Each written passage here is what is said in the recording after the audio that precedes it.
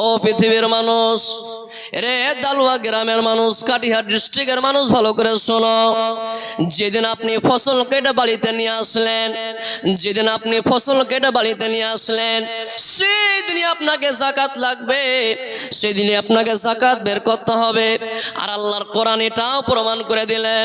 ও দুনিয়ার মানুষ, তোমরা যে মনে করছো, তোমাদের যে ধারণা আছে যে যদি আমরা যাকাত বের করি, যদি আমরা দান সাদকা করি, তাহলে আমাদের টাকা পয়সা কমে যাবে, রব্বুল আলামিন সেটাও বলে দিলেন। ও দুনিয়ার মানুষ, ভালো করে শোনো, ইয়ামহাকুল্লাহুর রিবা ওয়া ইউরবিস সাদাকাত।